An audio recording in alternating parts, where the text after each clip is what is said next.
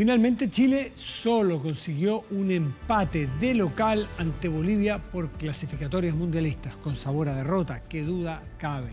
Con un gol a los 69 minutos de Eric Pulgar, La Roja abría el marcador, parecía que todo se encaminaba, pero cerca del final del encuentro, Guillermo Maripán, el zaguero central de Chile, comete un penal, una mano en el área nacional que fue pitada tras la revisión del VAR.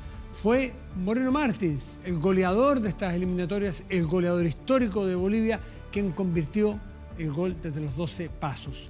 Chile probablemente merecía ganar si miramos los indicadores, la tendencia de la pelota, la cantidad de oportunidades creadas, pero merecer no te lleva al Mundial, hay que ganar. Ya que controló todo el encuentro y llegó mucho más que Bolivia, sin duda, pero no logró demostrarlo en el marcador del Estadio San Carlos de Apoquindo. Con este resultado, Chile suma las clasificatorias camino a Qatar 2022, es decir, fuera de la zona de clasificación. Ahora, la selección chilena se prepara para los partidos de Copa América. Cuando el día termina, comienza medianoche.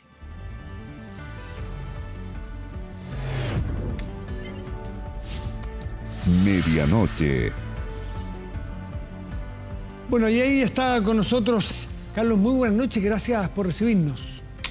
Matías. Últimas actualizaciones de del OMPE, que es la Oficina Nacional en nuestro CERVEL, ¿no? CERVEL, digamos, ¿no? Claro, en nuestro CERVEL. Y la verdad es que la brecha entre Castillo y Fujimori ha ido con vaivenes, pero nunca ha estado peligrando el triunfo de Castillo. ¿Está a esta altura asegurado, tú crees, ya el triunfo de Castillo? Pudiéramos... Como las clasificatorias, matemáticamente todavía no se puede cantar la clasificación. Matemáticamente todavía, digamos, que existe espacio para que haya una remontada de Keiko Fujimori, pero en la práctica, a nivel estadístico, esta es muy, muy poco probable. Pero creo que si las tendencias se mantienen, efectivamente, Castillo debería ser el presidente de la República del Perú por los próximos 5 años. La carta que se está jugando al fujimorismo desde ayer es la de hablar de irregularidades, hablar de un eventual fraude, de la impugnación de votos, papeletas, en fin. Es una jugada peligrosa y a los países hay que gobernarlos después de las elecciones, pues. Sí, Keiko Fujimori ha hablado de irregularidades, pero el término fraude ha estado puesto lamentablemente en el proceso electoral desde antes de la primera vuelta. Parte de un clima crispado, de un clima polarizado y con la baja legitimidad de las instituciones políticas en el país, animan a líderes que tienen un discurso contestatario como el de fraude, aunque la evidencia no lo muestre de ese modo. Pero bueno, lamentablemente conocemos esta vocación poco leal a las instituciones políticas que le hemos visto con cierres anticipados de Congreso. En este contexto es una raya más al tigre, ¿no? Uh-huh. Si nos ponemos en el escenario del triunfo ya de Castillo, aunque todavía no se concreta del todo, pero las probabilidades están de su lado. Sí.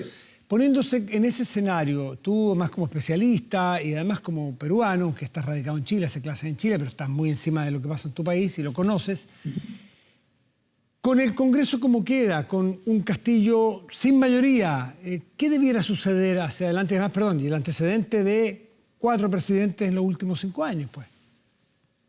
Claro, mira, el norte, la agenda política que ha puesto Castillo quisiera que sea su legado, es el de una nueva constitución. Es el de un proceso constituyente que implique una asamblea y quizás una nueva carta magna. Objetivo que tiene también va de la mano por un poco de forjarse algún tipo de apoyo legislativo, porque como está la correlación de fuerzas hoy en día en el Congreso elegido, no lograría ni siquiera en alianza con otro partido de izquierda una mayoría simple. tiene muy poco margen de maniobra en el Congreso. Entonces, la convocatoria, este ánimo refundacional a través de una nueva constitución, no solo tiene como objetivo un tema de fondo, que es el tema, obviamente, de hacer unas nuevas reglas de juego institucionales en el país, sino permita mayor gobernabilidad, porque tal como están los resultados ya de las elecciones parlamentarias, tiene muy pocos recursos para llevar adelante sus políticas. O sea, tiene que generar, no sé si te entiendo bien, una épica nacional que supere los límites partidarios de los suyos. Tiene que convencer a otro de que es bueno, tú usaste el término refundacional, que es bueno rehacer porque la política peruana viene decayendo hace un tiempo en lo institucional, en lo partidario. Entonces a lo mejor por allí busca. Pero ¿dónde ves tú terreno fértil para generar esta convocatoria nacional, más allá de los partidos de izquierda que ganarían? En el ánimo anti-establishment, en esta rabia, en este encono, en este descontento cada vez creciente que hay de amplios sectores de la ciudadanía peruana con el orden establecido. Y no estamos hablando solamente de una animadversión o una insatisfacción con el modelo de mercado que es el predominante en el Perú, sino también con el centralismo limeño, sino también con una clase política corrupta. Es básicamente una desafección con respecto al orden establecido, al establishment político. No muy distinto, Carlos, no muy distinto a lo que ocurre en muchos países del mundo y de Latinoamérica, ¿no? Con la diferencia que el Perú tiene su estilo de luchar contra ese tipo de establishments, que es a través de la elección de un outsider radical antisistema. O sea, esto que estamos viviendo los peruanos hoy en día con Pedro Castillo, lo vivimos con Alberto Fujimori en 1990. Lo mismo, claro. Y con Humala de alguna manera, con Humala también de alguna manera. Con Humala también de alguna manera, pero Humala ya tenía cierto prestigio, cierta reputación, era un personaje más conocido, por decirlo de un modo, y ya había formado un partido político propio. Fujimori y Castillo son outsiders que prácticamente aparecen de la nada. Y en la fase final de la elección. Y en contextos de crisis económicas de diferentes calibres, pero crisis finalmente. Carlos, ocurre cada cierto tiempo en Latinoamérica como una amenaza de que aquí viene el chavismo, de que aquí viene Maduro. Sí. ¿Tú hasta qué punto crees que va a tirar de esa cuerda Castillo para aproximarse al poder, para diseñar su forma de poder? ¿O tú crees que va...? Porque las primeras señales que las dio con un economista más bien de la izquierda, pero moderada, el señor Franque. ¿Tú crees que va a utilizar, se va a poner bajo el resguardo del bolivarianismo, de los regímenes bolivarianos, por esa vía o tú no crees? Lo que sucede es que Pedro Castillo esencialmente es un líder populista, si consideramos el populismo y el pueblo como máximo soberano. Si es que Castillo, diríamos que tiene alguna ideología, sería esta ideología delgada, tiene algunas intuiciones de democracia plebiscitaria, democracia directa, por decirlo de un modo. Castillo hace alianza, es invitado por un partido político, sí, pues, literalmente que en sus fundamentos ideológicos dice que es marxista-leninista. Leninista, claro. Es el Partido Perú Libre. Es inspiración, ¿no?, maoísta, incluso, ¿no? Incluso mariateguista, además. Yeah. Entonces, este partido político ni siquiera está pensando en el socialismo del siglo XXI, está pensando en el socialismo del siglo XX. Tiene la cabeza... Y de principios del XX. No tanto los principios del 20, pero digamos que del castrismo cubano. Sí, ¿no? Entonces, claro. Pero digamos que pero va a la raíz, porque seamos francos, o sea, estas alianzas de izquierda que se forjan con el bolivarianismo tienen en realidad un actor de veto, un factotum internacional detrás que es Cuba. Entonces, esta es una combinación explosiva en el sentido, desde el punto de vista del establishment peruano. Porque al establishment peruano se le viene una combinación que rechaza fundamentalmente e ideológicamente los preceptos predominantes de la ideología de mercado. Pero tiene que tomar medidas y tiene que diseñar políticas. Por eso tratar de mirar el futuro siempre es incierto, pero ¿qué camino crees tú que puedes tomar? ¿El de una izquierda más, no, socialdemócrata es mucho probablemente, pero sí, una izquierda más moderada tipo Verónica Mendoza? ¿O lo que podríamos decir en Chile Frente Amplio, para hacer la analogía que en comprensión nuestra, o tomar un camino más radical de izquierda, como el caso del líder de este partido, Vladimir Cerrón. El líder Vladimir Cerrón, que es más radical. ¿Tú qué camino prevés que puede tomar? Lo que sucede es que Castillo, al ser outsider, es un tipo novato en política. Sí. Tiene una media y corta trayectoria como líder sindical, pero en realidad es bastante novato en las lides de la política nacional peruana. Entonces, si uno quiere hacer un giro ideológico, si uno quiere moderarse o si quiere gobernar, llevar adelante una política de gobierno, necesita un equipo de tecnócratas y un equipo de cuadros políticos. Él personalmente no los tiene. Entonces, tiene que apoyarse. ¿De dónde los va a sacar? Exactamente. ¿De dónde los va a sacar? Hay dos posibilidades. Uno, apoyarse del equipo de Vladimir Cerrón, del jefe del partido político, que ha sido gobernador, por lo tanto... En Junín. En Junín. Sí. Y que, por lo tanto, ha desarrollado una tecnocracia regional. ¿Ok?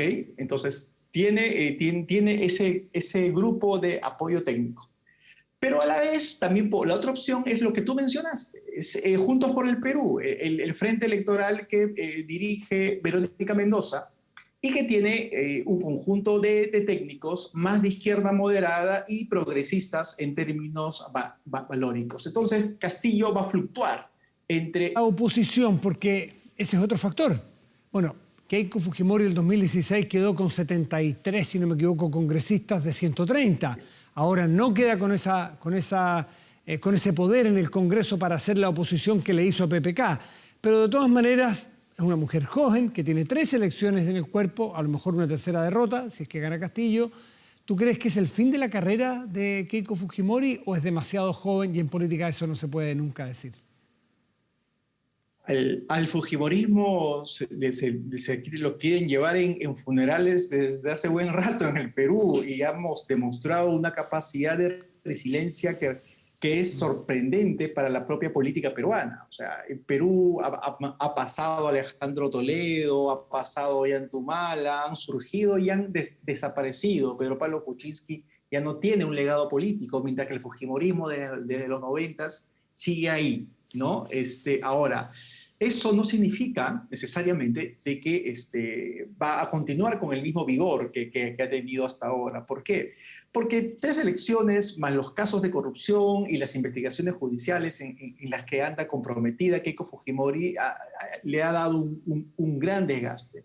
Y además porque el surgimiento de un líder en un polo de la izquierda genera casi como reacción científica, ¿no?, a un líder también radical, pero desde el otro lado del espectro político. Y yo quiero llamar la atención aquí de Rafael López Aliaga.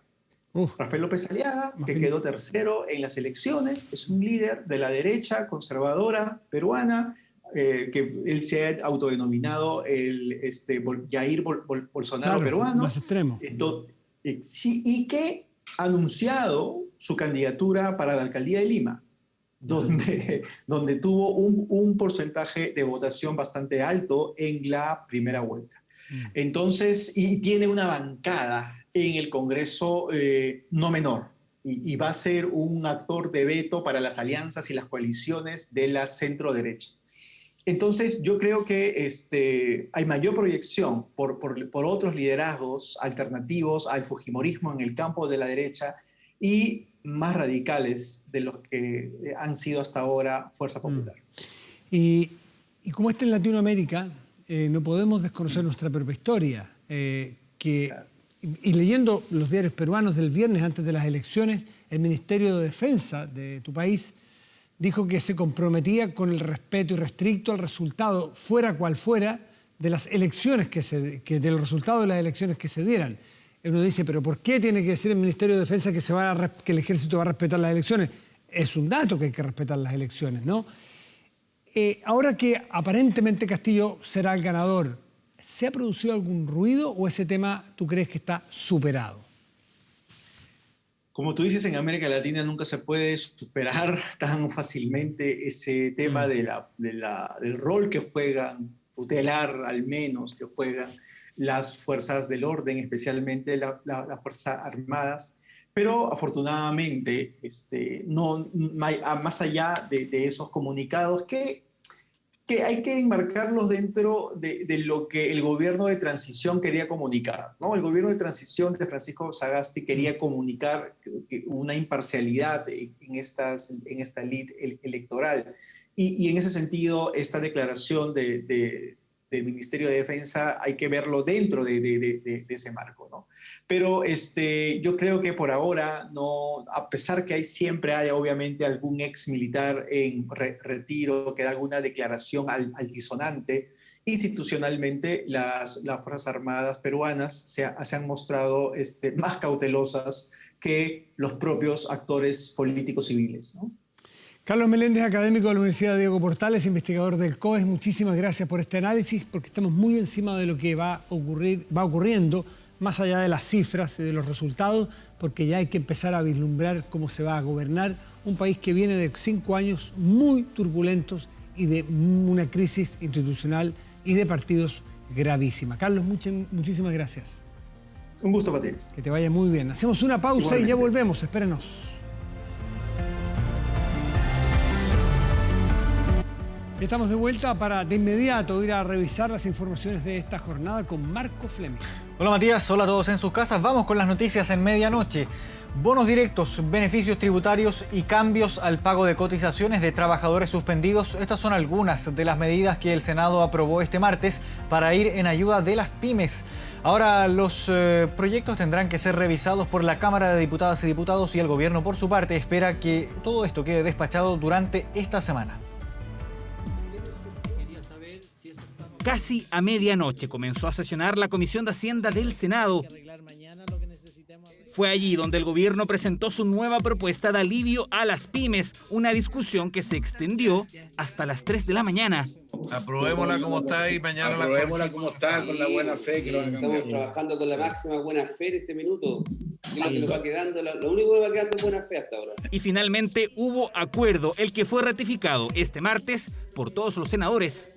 Es tremendamente robusto lo que se ha hecho. Hoy día se empieza, espero yo, a vivir un nuevo escenario. El Senado aprobó el bono de 1 millón de pesos, pero con menos requisitos de acceso. También la devolución de 3 meses de IVA con un tope de 2 millones y que esos montos sean un 20% más altos si la pyme es encabezada por una mujer. Este es un proyecto que tiene más envergadura.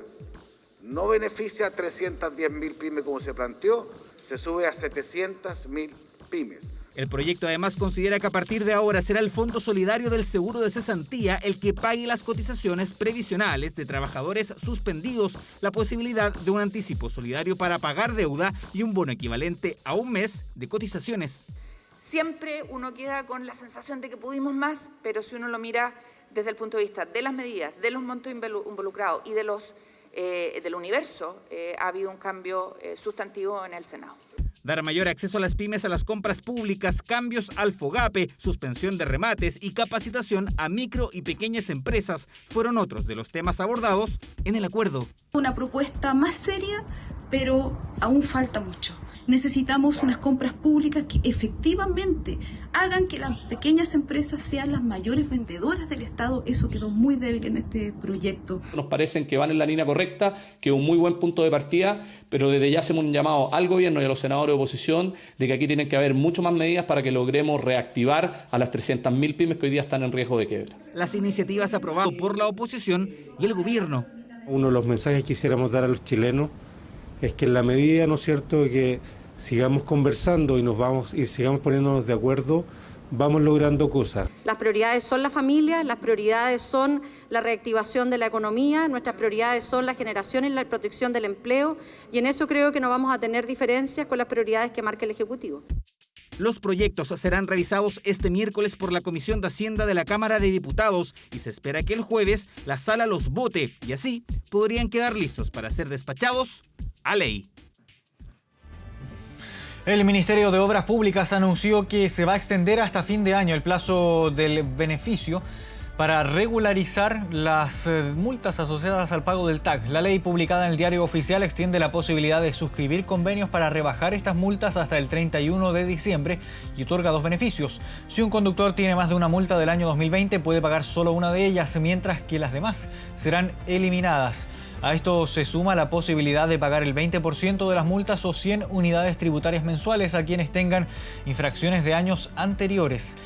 El ministro de Obras Públicas, Alfredo Moreno, explicó que si bien este beneficio no corresponde a las deudas con las autopistas, estas anunciaron que se iban a continuar dando facilidades de negociación hasta el 31 de agosto para aquellas personas que tengan más de 90 días de mora. Para acceder al beneficio, las personas deben dirigirse a cualquier municipio, revisar las condiciones y firmar el convenio de pago. Escuchemos al secretario de Estado. Que se ha ampliado y se han conservado hasta el 31 de diciembre de este año los beneficios para que las personas puedan regularizar las deudas que tienen por haber circulado en las carreteras y las autopistas sin tener el TAC habilitado o sin tener un TAC. Aumentar a 5.000 las camas críticas, eso es lo que han planteado algunos especialistas, entre ellos el exministro Jaime Mañalich, aunque las proyecciones de la autoridad apuntan a llegar a 4.560 en todo el sistema de reconversión y actualmente tiene todas sus camas ocupadas. Ya van 3 semanas en que cada día es peor que el anterior. La saturación es tal en la red hospitalaria de salud que están en una etapa de esfuerzo sobrehumano para dar abasto. El personal efectivamente está operando más allá de sus capacidades y la demanda del sistema integrado de salud es tal que no hay descanso. El gran desafío, ¿cierto?, es teniendo un hospital lleno, es donde voy moviendo a aquellos pacientes que, claro, ya no requieren ventilación mecánica, pero tampoco tengo dónde ponerlos porque el resto del hospital también está lleno de pacientes menos críticos. En la red salud, UC Christus han triplicado la disponibilidad de camas críticas desde que comenzó la pandemia. La situación es similar en la mayoría de los recintos hospitalarios del país. Todas las regiones han tenido que aumentar su dotación de camas críticas y si en marzo de 2020 había 1.313 disponibles, hoy existen 4.490 a lo largo de Chile. Es la Subsecretaría de Redes Asistenciales la encargada del acompañamiento del proceso de complejización de estas camas. Dentro de los próximos 7 días aproximadamente vamos a requerir entre 50 y 70 camas adicionales. Lo que tenemos que lograr es una mayor eficiencia de las mismas, acortar los periodos de estadía, utilizar las camas críticas solo para aquellos pacientes que realmente lo requieran, hacer traslados precoces, generar unidades de salida. El exministro de Salud, Jaime Mañalich, fue incluso más extremo. En un artículo del Mercurio cifró la necesidad. Tenemos que llegar a un total de 5.000 camas de tratamiento intensivo durante esta semana. Cada día ingresan 9 personas más de las que salen. Eso significa que tenemos una necesidad mayor de camas UCI. Si es necesario, obviamente que serán todos los esfuerzos humanamente posibles para darle camas a todos los pacientes que en Chile la necesiten. Pero aquí, más bien, lo que hay que hacer es prevenir, evitar que los pacientes lleguen a la UCI. Donde están más al debe con la reconversión es en la región de Aysén. Tienen 13 camas habilitadas y todas están ocupadas. La situación de fragilidad de la región de Aysén, al solamente contar con un hospital de alta complejidad, un hospital de mediana complejidad y 3 hospitales comunitarios, es compleja. Los equipos están cansados, los equipos están agotados.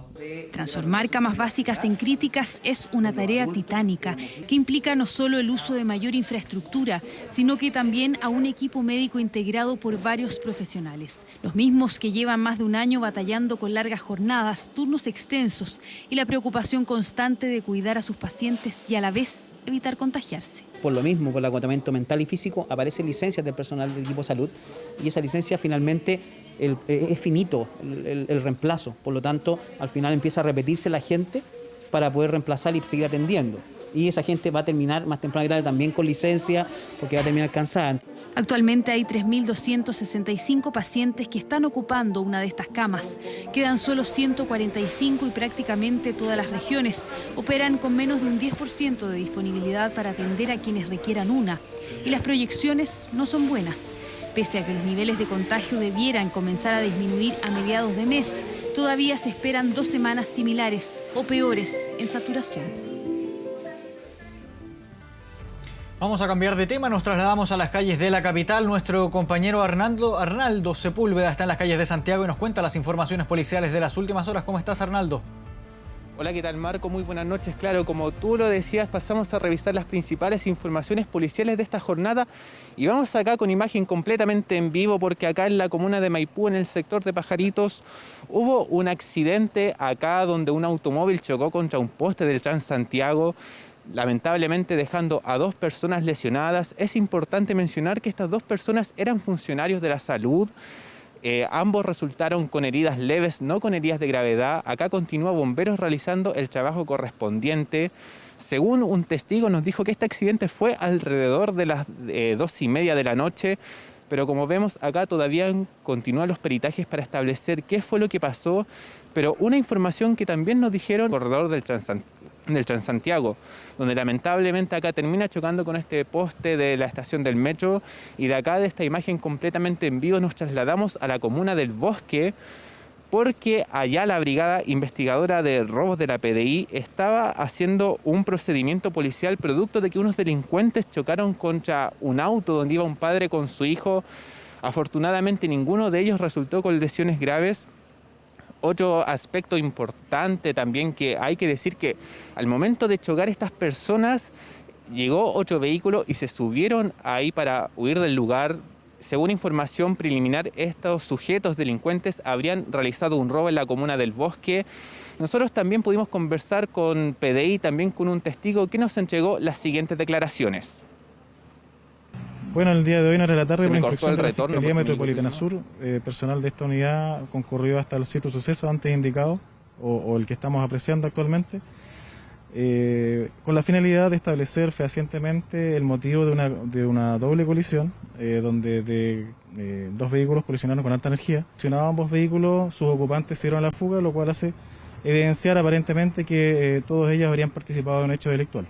La familia estábamos almorzando y como a las 3 de la tarde más o menos sentimos un estruendo, pero fue muy grande. Pensamos que había sido una micro, un camión, pero cuando salimos a ver, vimos a unos tipos correr, nada más. Vimos a los tipos correr y de ahí que se llegó harta gente a ver. Bueno, este accidente ocurrió en la calle Almirante Riveros con los Mayas, donde posteriormente llegó otro vehículo a rescatar a estos delincuentes que al momento de llegar a este automóvil tomaron las especies robadas y huyeron del lugar. La PDI continúa con las investigaciones en este lugar de los hechos. Para eso, posteriormente, será vital el trabajo de revisar las cámaras de seguridad. Pero también otra de las informaciones que nos entregaron es que estos autos no estaban por encargo de robo. Sin lugar a dudas, un terrible accidente de esta colisión que se registró en la comuna del Bosque, donde pudimos ver que estos automóviles resultaron con graves lesiones en su infraestructura. Sin embargo, ninguna persona resultó lesionada, afortunadamente. Esta y otras informaciones se las comunicaremos también en las secciones siguientes, Marco. Bien, Arnaldo Sepúlveda, quedamos en contacto durante esta madrugada. Muy buenas noches. Deportes. Y vamos a revisar imágenes a continuación. Pitazo inicial del empate de Chile contra Bolivia en el Estadio San Carlos de Apoquindo. 1-1. Fue esperanzas de los hinchas para poder sumar de a 3. Finalmente no se pudo, no se logró. Se logra un empate 1-1. Y vamos a revisar imágenes de lo que fue este encuentro. Hubo claras opciones de gol en los pies de Eduardo Vargas, también de Francisco Sierralta, pero sus intentos dieron en los palos en los primeros minutos de juego. Ya estábamos revisando parte de esas imágenes. Cuando quedaba poco menos de 20 minutos para el pitazo final, vemos ahí a Eric Pulgar, quien convierte el gol que abrió la cuenta a los 69 minutos de juego. La merecida apertura de la cuenta al instalarse en el centro del área como centro delantero más para evitar con su cabeza, para desviar, con su cabeza un preciso envío de Charles Aránguiz, que también recibió varios elogios durante esta jornada. Pese al gol, Bolivia no modificó su libreto, siguió refugiado en su propia área, aguantando a una selección chilena que parecía querer finiquitar el partido lo antes posible. Una de las pocas acciones ofensivas de los visitantes durante todo el compromiso fue un remate de Marcelo Moreno Martins, que se desvió apenas en la mano de Guillermo Maripán. ¿Cuál fue el resultado? Ibraquino terminó cobrando penal tras la revisión del VAR y que terminó convirtiendo en gol en las figuras de los altiplánicos a los 81 minutos de juego, sentenciando entonces este 1-1 definitivo, este empate por la cuenta mínima entre la selección chilena. Y a la pausa en medianoche, 1 de la madrugada con 45 minutos.